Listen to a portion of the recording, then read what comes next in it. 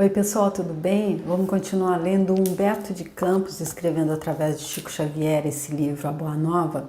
Esse livro então, que como vocês que estão acompanhando já sabem, é o segundo preferido de Chico Xavier, da obra dele, que com certeza ele gosta de todos os livros dele. Porém, ele então disse que esse seria o segundo preferido, o primeiro Paulo Estevão, que faz parte daquela série Romance de Emmanuel, que é a série que eu pretendo fazer inteira aqui nos finais de semana. Eu comecei exatamente com o Paulo Estevão. Eu deixo aqui, se você quiser ver, que traz a história de Paulo de Tarso, desde os tempos que ele era aquele perseguidor implacável dos cristãos, ali começou ali no ano de 34 depois de Cristo, até então quando ele terminou, com ele sendo então o apóstolo dos gentios, aquele que mais pregou a boa nova naqueles tempos ali entre os apóstolos. Então eu trago esse livro Boa Nova por esse motivo e porque eu gostaria de saber, então fiquei curiosa porque seria esse o segundo livro preferido de Chico Xavier, e agora a gente já entendeu, né? Ele traz então aqui palavras, mensagens diretamente vindas da boca do próprio Jesus Cristo. Eu acredito piamente que seja, já que tudo que está acontecendo nessa realidade do dual, nessa realidade do relativo, está sendo registrado, pois estamos em um campo eletromagnético em onde tudo é energia e tudo fica registrado, tudo que a gente fala, que a gente pensa, que a gente sente fica registrado, acredito eu, registrado ali nos registros akáshicos. A minha forma de entender, realmente não sou expert em mecânica quântica, mas pelo que eu entendo é isso, tudo fica registrado.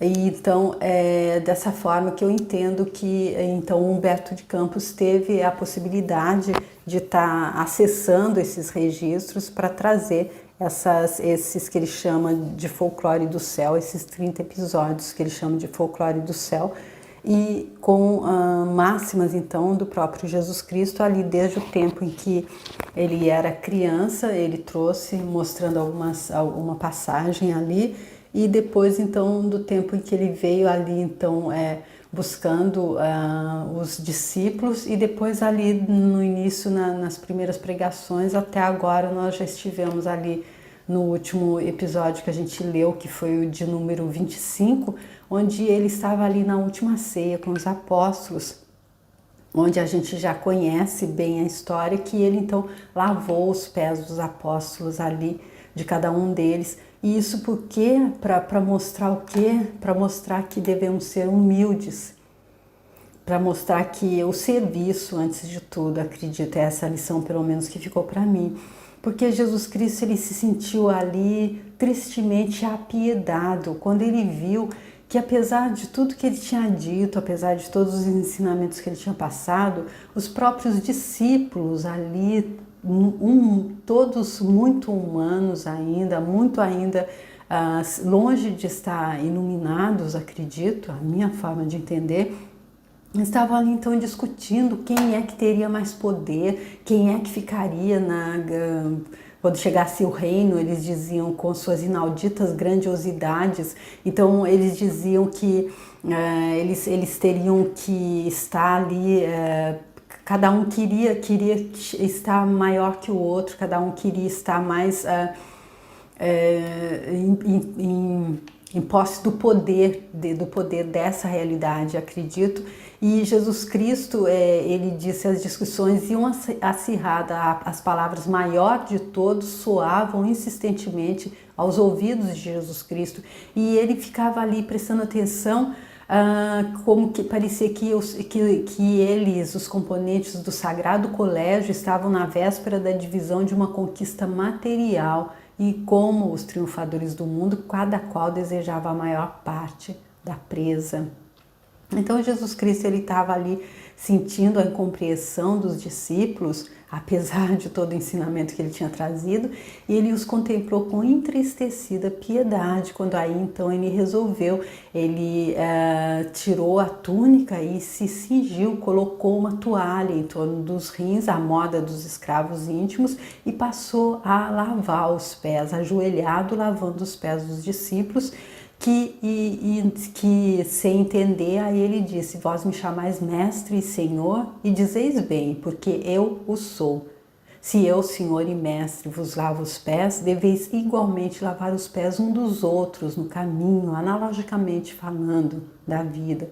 Porque no reino do bem e da verdade, o maior será sempre aquele que se fez sinceramente o menor de todos.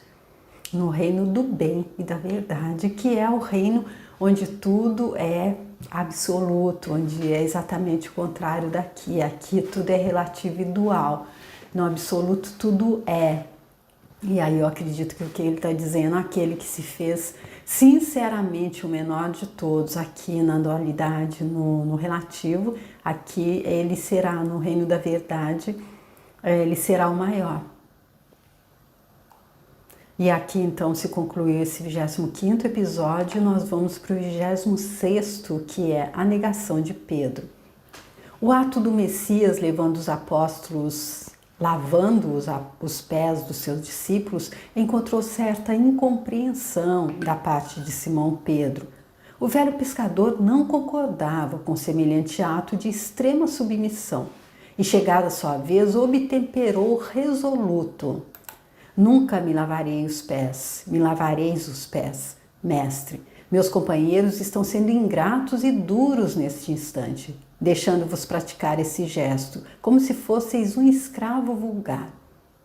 Em seguida a essas palavras, lançou à assembleia um olhar de reprovação e desprezo, enquanto Jesus lhe respondia: Simão, não queira ser melhor que teus irmãos de apostolado, em nenhuma circunstância da vida. Em verdade, assevero-te que sem meu auxílio não participarás com o meu espírito das alegrias supremas da redenção. Então aqui Jesus já mostrando mostrando que ele já sabia, ele enxerga, ele não está no zoom, ele não está dentro da coisa, ele está afastado, ele está longe, ele vê tudo que está acontecendo sem que eles vissem. Porque ali ele já vendo, apesar de Pedro estar ali apontando o dedo para os outros e dizendo que ele jamais deixaria que Jesus Cristo fizesse isso, porque ele não queria que ele fosse como um escravo vulgar. Porém, nesse momento ele estava julgando, eu acredito que é isso, quando a gente está se achando um pouco, eu acredito que deva ser um pouco dessa forma. A gente acha que a gente é tão bom, que os outros estão errados e a gente fica apontando, e aí nesse instante sempre vem aquela história de quando a gente aponta um dedo, tem 3 voltados para a gente. E foi isso que Jesus Cristo então mostrou a ele: em verdade, sem meu auxílio não participarás com o meu espírito das alegrias supremas da redenção. Ele já sabia o que ia acontecer, mas ele sabia que ele não desistiria dele também, porque ele sabia que nós somos como crianças mesmo. Ele disse que aqui é uma escola e a gente começa ali no maternal e aí a gente vai subindo. O antigo pescador de Cafarnaum aquietou-se um pouco, fazendo calar a voz da sua generosidade quase infantil. Terminada a lição e retomado o lugar dele à mesa, o mestre parecia meditar gravemente. Logo após, todavia, dando a entender que sua visão espiritual devassava os acontecimentos do futuro, sentenciou: aproxima-se a hora do meu derradeiro testemunho. Sei, por antecipação, que todos vós estareis dispersados nesse instante supremo. É natural, porquanto ainda não estás preparado, senão para aprender. Então, Jesus Cristo aqui mostrando que ele considerava isso natural, porque eles ainda não estavam preparados, senão para aprender. Eles não sabiam ainda, estavam ali para aprender, como nós todos. Antes, porém, que eu parta, quero deixar-vos um novo mandamento, o de amar-vos uns aos outros como eu vos tenho amado. Então foi nesse momento que ele trouxe essa máxima maior, que eu acredito que Como Chico Xavier mesmo disse, se ele tivesse que dizer apenas uma coisa, se ele tivesse algum poder de dizer uma coisa apenas para a humanidade toda, para que todo mundo fosse convertido e fosse feliz, ele diria essa frase: amai-vos uns aos outros como eu vos tenho amado. Que sejais conhecidos como meus discípulos, não pela superioridade no mundo, pela demonstração de poderes espirituais ou pelas vestes que envergueis na vida, mas pela revelação do amor com que vos amo, pela humildade que deverá ornar vossas almas, pela boa disposição no sacrifício próprio. Vendo que Jesus repetia uma vez mais aquelas recomendações de despedida, Pedro, dando expansão a seu temperamento irrequieto, adiantou-se indagando: afinal, Senhor, para onde ides? O mestre lhe lançou um olhar sereno, fazendo-lhe sentir o interesse que lhe causava sua curiosidade, e redarguiu: ainda não te encontras preparado para seguir-me. O testemunho é de sacrifício e de extrema abnegação, e somente mais tarde entrarás na posse da fortaleza indispensável. Simão, no entanto, desejando provar por palavras aos companheiros o valor de sua dedicação, acrescentou com certo ênfase, ao propósito de se impor à confiança do Messias: não posso seguir-vos? Acaso, mestre, podereis duvidar de minha coragem? Então não sou um homem? Por vós darei minha própria vida. O Cristo sorriu e ponderou: Pedro, tua inquietação se faz credora de novos ensinamentos. A experiência te ensinará melhores conclusões, porque em verdade te afirmo que esta noite o galo não cantará sem que me tenhas negado por 3 vezes. Então aqui aquela coisa da gente estar falando, aquela coisa da gente estar, aquela coisa com que ladra não morde, aquela coisa da gente falar demais, mas na verdade ali dentro, quando a gente não está dizendo aquilo que está indo dentro mesmo da gente, assim, mais para se mostrar exatamente. Ele não queria, diante dos companheiros, ele queria manifestar que ele era aquele que sabia mais dar valor ao mestre, quando ele se recusou que ele lavasse, não queria que ele lavasse os pés dele, e para mostrar o valor da dedicação dele, ou seja, que é mais aquela coisa da gente querer se aparecer, eu acredito um pouco. E aí então Jesus Cristo mostra a ele que ele sabe, ele está vendo o coração. Jesus Cristo via o coração, lia os pensamentos e sentia os sentimentos. Julgais-me então em espírito mau e endurecido a esse ponto? Indagou o pescador, sentindo-se ofendido. Não, Pedro, adiantou o mestre com doçura, não te suponho ingrato ou indiferente aos meus ensinos. Mas vais aprender ainda hoje que o homem do mundo é mais frágil do que perverso. Ou seja, até ali em Judas nós vimos também que Judas, apesar de tudo que ele fez, ele tinha um lado até ali paternal, ele amava Jesus Cristo, mas ele achava que ele era um bobo, que ele não estava percebendo que ele tinha que tá ali se associando aos grandes, que ele acreditava que eram os grandes do mundo, apesar de Tiago ter dito a ele: não, ele está associado com o Todo-Poderoso, que é Deus, mas ele não entendia isso. Então ele achava que era ele que devia estar mostrando, e depois que ele recebesse tudo, que ele ficasse ali no lugar de destaque que ele deveria ter, ele ia novamente chamar Jesus Cristo para auxiliá-lo, mas ele não tinha capacidade. De acordo com o que eu entendi que Judas pensava naquela época, ele acreditava que Jesus Cristo não tinha essa capacidade que ele tinha, ele próprio. Então a mesma coisa que Jesus Cristo está dizendo, que Pedro vai aprender que o homem do mundo, o ser humano, é mais frágil do que perverso. Pedro não quis acreditar nas afirmações do Messias, e tão logo se verificar a sua prisão no pressuposto de demonstrar seu desassombro e boa disposição para a defesa do Evangelho do Reino, atacou com a espada um dos servos do sumo sacerdote de Jerusalém, compelindo o mestre a mais severas observações. Ou seja, ainda continuou ali buscando brigar com ele próprio, eu acredito, não é? Porque mais uma vez, antes de negar, então ele ainda coloca Jesus Cristo em uma situação pior ainda, porque atacou então um dos servos do sumo sacerdote. Consoante as afirmativas de Jesus, o colégio dos apóstolos se dispersara naquele momento de supremas resoluções. A humildade com que o Cristo se entregava desapontara alguns deles, que não conseguiam compreender a transcendência daquele reino de Deus sublimado e distante. Pedro e João, observando que a detenção do mestre pelos emissários do templo era fato consumado, combinaram entre si acompanhar de longe o grupo que se afastava, conduzindo o Messias. Debalde procuraram os demais companheiros que, receosos da perseguição, haviam debandado.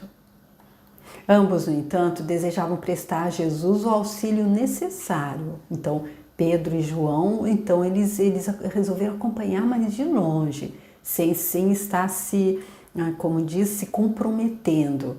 E os outros já tinham debandado. Quem sabe poderiam encontrar um recurso de salvá-lo. Era mister certificar-se de todas as ocorrências. Mobilizariam suas humildes relações em Jerusalém em favor do mestre querido. Compreendiam a extensão do perigo e as ameaças que lhes pesavam sobre a fronte.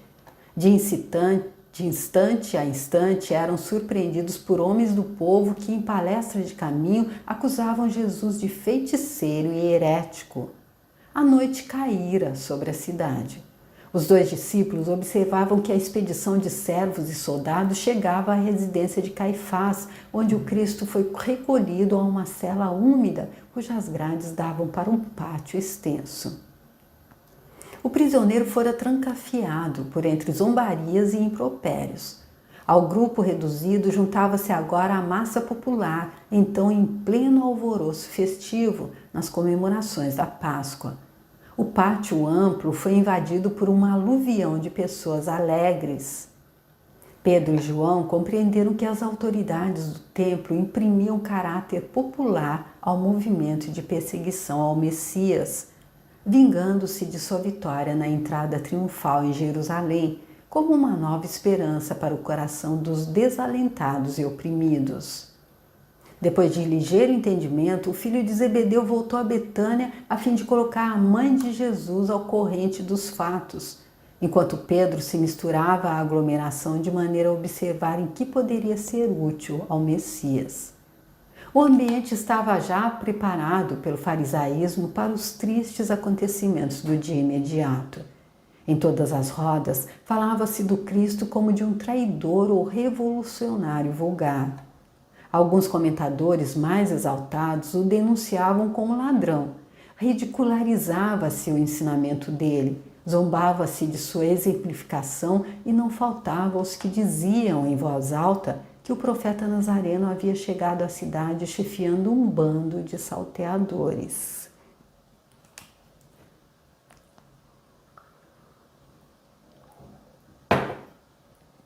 Ou seja, guardadas as devidas proporções, a mesma coisa que a gente vê nos dias de hoje. Quando a gente recebe uma notícia, hoje, se nessa época houvesse as mídias sociais, houvesse a internet, seria dessa forma que ele seria também desacreditado, através de fake news, através da gente passar coisas, se ele não fosse o nosso escolhido, não fosse o nosso preferido, era isso que a gente ia ser, sem estar examinando, estar passando. Então, eu acredito que os tempos são outros, mas a forma de se pensar do ser humano, infelizmente, parece que não aumentou, não expandiu muito, não é isso? O velho pescador de Cafarnaum sentiu a hostilidade com que teria que lutar a fim de socorrer o Messias e experimentou um frio angustioso no coração. Sua resolução parecia vencida. A alma ansiosa se deixava dominar por dúvidas e aflições.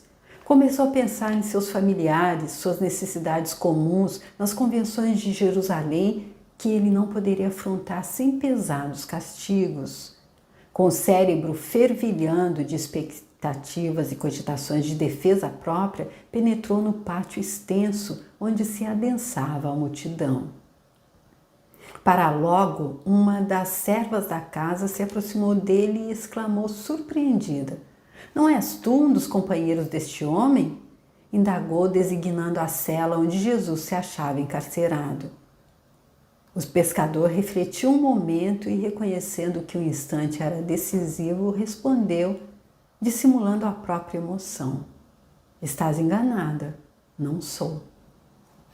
Dissimulando a própria emoção, porque ali ele estava passando por cima ali da consciência, da centelha divina dele. Ele estava fazendo cumprir aquilo que Jesus Cristo sabia que aconteceria, e ele então sabia antecipadamente que ele sabia, e ainda assim ele fez. O apóstolo ponderou aquela primeira negativa e pôs-se a considerar que semelhante procedimento aos seus olhos era o mais razoável, porquanto tinha de empregar todas as possibilidades a seu alcance a favor de Jesus.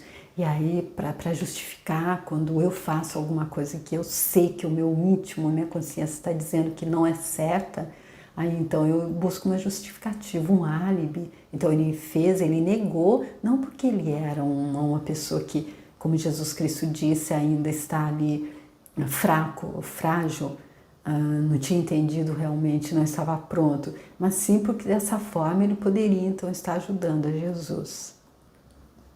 Fingindo despreocupação, o irmão de André se dirigiu a uma pequena aglomeração de populares, onde cada qual procurava esquivar-se ao frio intenso da noite, aquentando-se junto de um braseiro. Novamente, um dos circunstantes, reconhecendo-o, interpelou nestes termos: "Então vieste socorrer teu mestre?" "Que mestre?" perguntou o pescador de Cafarnaum, entre receoso e assustado. "Nunca fui discípulo desse homem." Fornecida essa explicação, todo o grupo se sentiu à vontade para comentar a situação do prisioneiro. Longas horas passaram-se para Simão Pedro, que tinha o coração a duelar-se com a própria consciência, naqueles instantes penosos em que fora chamado ao testemunho. A noite ia adiantada, quando alguns servidores vieram servir bilhas de vinho. Um deles, encarando o discípulo com certo espanto, exclamou de súbito: "É este! É bem aquele discípulo que nos atacou a espada entre as árvores do horto." Simão ergueu-se pálido e protestou: "Estás enganado, amigo. Vê que isso não seria possível." Logo que pronunciou sua derradeira negativa, os galos da vizinhança cantaram em vozes estridentes, anunciando a madrugada. Ou seja, a profecia de Jesus Cristo então estava cumprida. Pedro acaba de negá-lo por 3 vezes.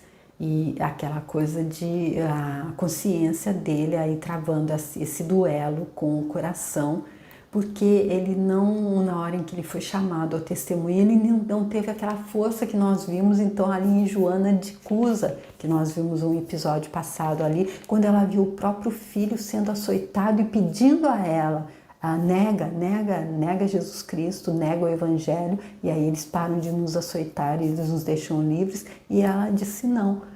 Jesus Cristo veio dar o testemunho, e nós que fomos escolhidos também para dar o testemunho, temos que ficar mais satisfeitos de poder dá-lo. Mas eu acredito que isso exige uma grandiosidade